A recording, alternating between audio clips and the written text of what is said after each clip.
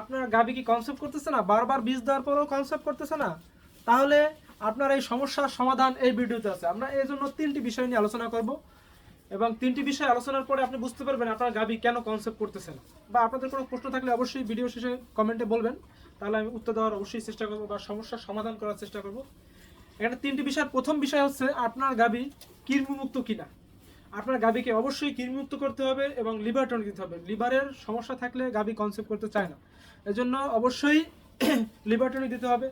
এবং কৃমিমুক্ত করে লিভার টনিক দিয়ে পুষ্টি উপাদান ঠিক আছে কিনা গাভীর শরীরে। অনেক সময় গাভী খুব রুগ্ন থাকে, এজন্য কনসেপ্ট করে না। এজন্য আপনার গাভীকে অবশ্যই স্বাস্থ্যসম্মত হতে হবে এবং আপনার গাভীর পুষ্টি উপাদান সঠিক থাকতে হবে। এবং 2 নম্বর বিষয়, আপনার গাভীর যখন এআই করতেছেন বা বীজ দিচ্ছেন, সময়টা নির্ধারণ। আপনি অবশ্যই যদি সঠিক সময় নির্ধারণ না করতে পারেন তাহলে আপনার গাভী কনসেপ্ট করবে না।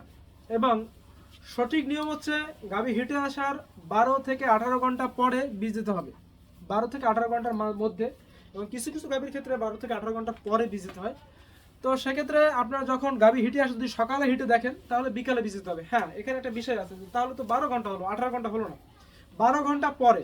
এবং স্বাভাবিক অবস্থায় গাভী হিটে আসলে 4-5 ঘন্টা সময় লাগে ওই হিট উপরে উঠতে বা দেখতে। গাভীর ভিতরে হিটে আসে কিন্তু উপরে দেখায় না বা বোঝা যায় না। সেক্ষেত্রে আপনার গাভী যদি দেখেন সকালবেলা হিটে আসছে, তাহলে অবশ্যই আপনার বুঝতে হবে গাভীটি আমার রাত্র 12টা থেকে 2টায় হিটে আসছে এবং আমি সকালবেলা দেখতে পাচ্ছি।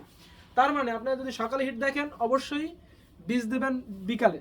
এবং বিকালে যদি দেখেন তাহলে সেক্ষেত্রেও একই কথা, 12টা থেকে 2টা দুপুরের দিকে ডাকে আসছে, আপনি বিকালে দেখছেন, পরের দিন সকালে বীজ দিতে হবে। এবং এই দুইটা খুব ভালোভাবে মাথায় রাখতে হবে। এবং তারপর আসি 3 নম্বর কারণ। 3 নম্বর কারণ হচ্ছে আপনার গাভী যদি হিটে আসে এবং আপনার গাভী যদি সঠিক সময় নির্ধারণ করে, আপনার গাভী এআই করার জন্য দক্ষ প্রজনন কর্মী লাগবে। এবং দক্ষ প্রজনন কর্মী না হলে অবশ্যই কনসেপ্ট করবে না। এবং আপনার বীজটি ভালো হতে হবে। অনেক সময় দেখা যায় এই কর্মীদের অবহেলা বা কোনো কারণে কোনো সমস্যা হতে পারে বীজে, সেক্ষেত্রে আপনি তো বুঝতে পারবেন না, কিন্তু বীজ দেবে কনসেপ্ট করবেন না। এজন্য আপনার সব থেকে আমাদের যে সিমেন্টটা রাখা হয়, সিমেন্টটা -196°C তাপমাত্রায় নাইট্রোজেন গ্যাসের ভিতরে রাখা হয় এবং এটা সবসময় ভিতরে রাখতে হয়। যদি সিমেন্টটা উপরে বাইরে বের করা হয় তাহলে 1 মিনিটের ভিতর সিমেন্টের শটটা মারা যায়।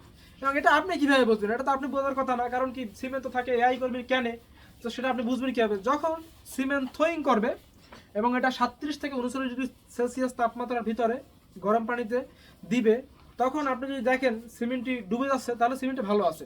যদি দেখেন সিমেন্টে ভেসে আছে, তার মানে সিমেন্টের ভিতরে যে শুক্রাণুগুলো মারা গেছে।